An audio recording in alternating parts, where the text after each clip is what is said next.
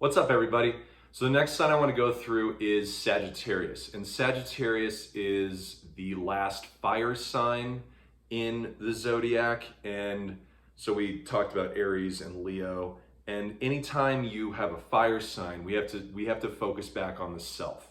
And this is a higher self though with Sagittarius, where Aries and Leo were very much about like expression of the self, just the self in general. This starts to get into like the spiritual, like higher minded self. So to start, Sagittarius is the sign of the archer. It's ruled by Jupiter. It is a centaur, and a centaur in Greek mythology is half man, half horse. So you have like the intellect of man combined with like the instinct and the intuition and the freedom loving of a horse, and like that physical element as well. So wherever Sagittarius is in your chart, there is this feeling of finding meaning. So what the archer is doing is that it has a bow and arrow and it is aiming at something in the distance. And it's aiming at something far away because it's meaningful to, to Sagittarius. So the biggest thing here is finding something that means something to you. It is finding your destiny, it's finding the truth in life and starting to ask really big questions of like, why am I here? What does life mean to me? What do I want to do to make the most meaning out of my life? And it becomes like a very like optimistic observation, and one of like, how do I create joy and optimism in my life? Like how do I expand the most possible in life? And it's not throughout the whole chart. It is more so like in this sector of your life. Unless you have the North Node here, which I'll do in a different video, but that becomes like a guiding factor of your entire existence at that point. So there's layers to it, and there's like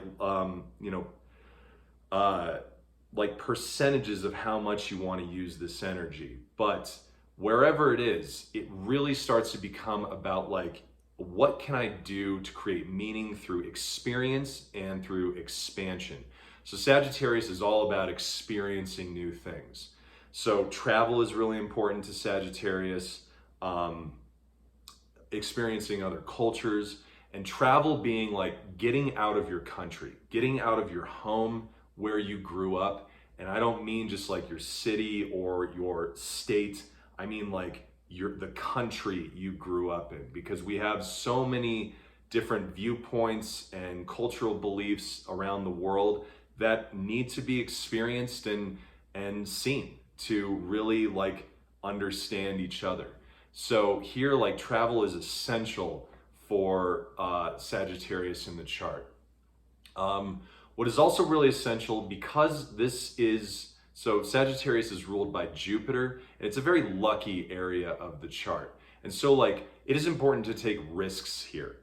So like healthy risk-taking, leaps of faith, and really like believing in miracles here is where this can happen in the chart. So you have the ability, like in this area, to really push the limits on whatever it is. So let's say it's in your house of work.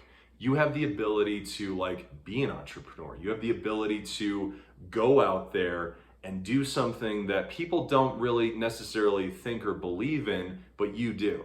You have the ability to potentially do that. But it just depends where it is in your chart. You don't want to like mismatch the energy though, because you're not truly in that area. So risk taking is really important. And the risk taking is really involved to get you out of your routines and habits. So we can get really bogged down in the day-to-day, the mundane, the routines, and doing things over and over and over again. It becomes very mechanized, and it becomes very like obligation-based, and it doesn't feel good. Sagittarius is here to shake all that up.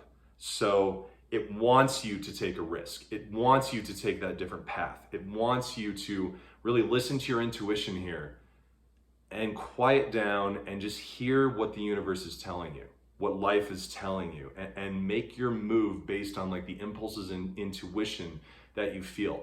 It's not based on logic. It's not based on thinking things out. It's based on really listening and being in the moment with like what you want life to become and to be. Another piece here is that if we look at the horse component of the centaur, this area is an area of freedom. So we want freedom in some sort of way. And whatever house it's in, this will point more towards. But if it's in the house of values, like we want freedom when it comes to expressing our values. If it's in the house of work, like we need a certain amount of freedom in our work life. A 9 to 5 is not going to do it for you here if you have Sagittarius in your work life. It just won't. Like you need that freedom to have ideas, to have conversations, to have like your own time schedule. It is really, really important to have that. And if we don't have that freedom, if we're not taking risks, like we just get bogged down into just the day-to-day, we wake up, we do this, we do this, we do this, we eat, we do this, we do this, we do this, we eat again, we go to bed. And it just like, it repeats over and over and over and over again. And that can get pretty dull. So like, if you're feeling that way, if you're feeling like, man, my life doesn't have meaning, I don't feel like I have purpose, I feel down all the time, like look to Sagittarius in the chart to bring this out of you. And really like this area will light up right away once you start to focus on it, and it will know what to give you as far as like meaning goes. And wherever Jupiter is, this is really important too.